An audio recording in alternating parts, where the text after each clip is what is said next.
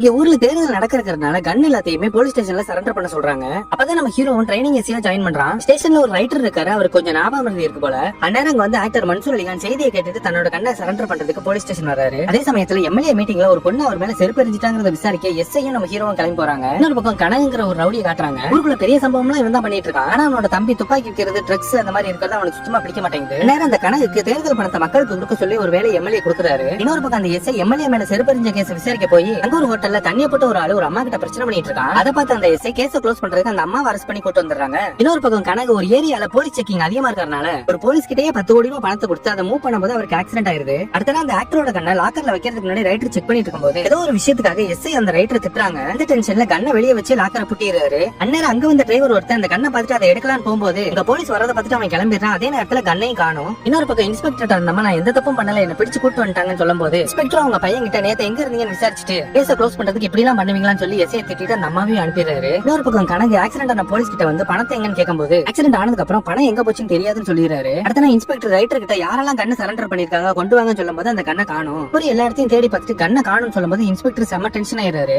ஞாபகம் மருந்து இருக்கிறனால கடைசியா தண்ணியை குடிச்சு நான் உள்ளதான் வச்சேன்னு அடிச்சு சொல்றாரு. இன்ஸ்பெக்டர் உடனே இந்த விஷயத்தை கமிஷனர் சொல்லிடுவோம்னு சொல்லும் போது அதுக்கு அந்த ரைட்டர் இன்னும் எனக்கு 6 மாசம் தான் சர்வீஸ் இருக்கு, இப்ப இதை சொன்னா பிளாக் மார்க் ஆயிரும் சொல்றாரு. கிட்ட நம்ம ஹீரோ எலெக்ஷன் முடியறதுக்குள்ள நான் அந்த கண்ணை கண்டுபிடிச்சு கொடுக்குறேன்னு சொல்லி தேட ஆரம்பிக்கிறான். அந்த நேரம் அந்த டிரைவர் ஒரு போலீஸ் பார்த்தாருல, அவர் அதை சொன்னோன்னே சிசிடிவி மூலமா அவனோட போட்டோவை கண்டுபிடிச்சு அவனை தேட ஆரம்பிக்கிறாங்க. இன்னொரு பக்கம் கனகோட தம்பி கிட்ட கண்ணு வேணும்னு ஒருத்தங்க கேட்டு வராங்க. இன்னைக்கு நைட் ரைட்டர் செக்கிங்ல இருக்கும்போது கனகோட தம்பி ஓவர் ஸ்பீட்ல வந்தனால அவனை பிடிச்சிடறாங்க. கனகோட தம்பின்னு சொல்லியுமே ரைட்டர் விட மாட்டேங்கிறாரு. அதுக்கப்புறம் எஸ்ஐ தான் அனுப்ப சொல்லிடுறாரு. அதனால தம்பிக்காரன் கோபத்துல ரைட்டரோட வாக்கி டாக்கி தூக்கிட்டு ஓடிடுறான். ஸ்டார்டிங்ல வந்த அம்மா இன்ஸ்பெக்டர் பார்க்க வர்றாங்க, அவர் வேலையா இருக்காருன்னு சொல்லி அனுப்பிடுறாங்க. இன்னொரு பக்கம் வாக்கி டாக்கி வாங்குறதுக்காக வந்த ரைட்டர் கணக்கு என் தம்பி தெரிஞ்சுமே அவனை நிப்பாட்டினி அப்படின்னு சொல்லி அவரை ஜட்ஜோட நிப்பாட்டி அசிங்கப்படுத்தி அனுப்பிடுறான். அன்னைக்கு நைட் ரைட்டர் நடந்த எல்லாத்தையும் நினைச்சு சரக்க போட்டு ஹீரோ கிட்ட புலம்பிட்டு இருக்காரு. இடையில கணக்கு அந்த போலீஸ் கிட்ட காசு கொடுக்கறதுக்கு ஒரு ஆள்கிட்ட கொடுத்து சொல்லிருப்பாங்கல்ல, அவரை விசாரிக்கும் போது அவரும் அந்த போலீஸ் வந்து அந்த காசு அடிக்கலாம்னு பிளான் பண்ணிருக்காங்க. ஆனா இவரே ஏமாத்திட்டு அந்த போலீஸ் மொத்த பணத்தையும் தூக்கிட்டு போயிட்டாங்கிற விஷயத்த சொல்லிடுறாரு. இதுக்கிடையில ரைட்டருக்கு அப்படி நடந்தனால ஹீரோவே போய் நம்ம கனகோட தம்பியை பழந்துடுறான். ஆனா கனகோட கேங்குக்கு நம்ம ரைட்டர் மேலதான் டவுட் வருது. அப்பதான் அந்த தம்பி கிட்ட கண்ணு வாங்குறதுக்காக ஒரு குரூப் வந்துட்டு இருக்குல்ல, இவங்களோட டயர் பஞ்சர் ஆயிருது. அதனால பக்கத்துல இருக்கிற ஒரு கார் ஸ்டாண்டுக்கு போய் அங்க இருக்கிற ஒரு வண்டியில இருந்து ஸ்டெப்னியை தூக்கிட்டு வந்துடுறாங்க.